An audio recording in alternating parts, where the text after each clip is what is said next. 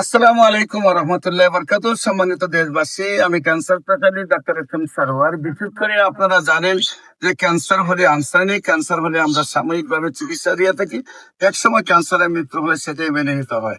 বিশেষ করে আমি বলবো যে সিলেটের ক্যান্সার স্পেশালিস্ট কামাল উদ্দিন সাহেবের চাচি, সিলাউড়া জামে মসজিদের সম্মানিত সভাপতি বুরহান সাহেবের ওয়াইফ কাসামালা, ওনার জরায়ু ক্যান্সার হয় এবং ব্রেস্ট ক্যান্সার হয়। সেই ক্যান্সার রোগী সিলেটের কামাল উদ্দিন সাহেব চিকিৎসা করে বললেন যে আর তার চিকিৎসা সুস্থ হওয়া সম্ভব নয়। তারপরে বললেন যে ওনাকে এই সময় অপারেশন করে আর ওনার ক্ষতি হবে, যে কয়দিন বাঁচেন এমনি ওনাকে বাড়িতে নিয়ে যান। তারপরে তারা আসে আমার কাছে চিকিৎসার জন্য। আল্লাহ রসের সম্মতে ওনার সমস্ত বডি থেকে ক্যান্সার চলে যায় আজ থেকে আরো 20 বছর আগে।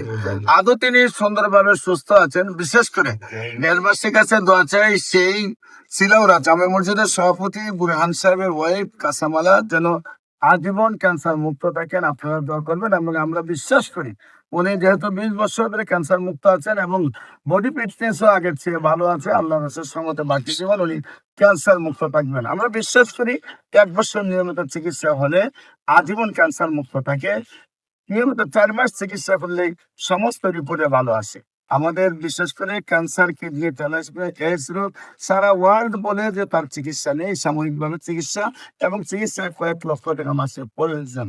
কিন্তু আমরা বলে থাকি ক্যান্সার, কিডনি, থ্যালাসেমিয়া, এইডস রোগ সম্পূর্ণরূপে সুস্থ হয় এবং হোমিওপ্যাথি অল্প টাকায় চিকিৎসা সম্ভব হয় এবং স্থায়ীভাবে সমাধান হয়। যে কোনো প্রয়োজনে স্ক্রিনে দেওয়া নম্বরে যোগাযোগ করার জন্য আহ্বান জানাচ্ছি। সবাইকে ধন্যবাদ। আসসালামু আলাইকুম রহমতুল্লাহ।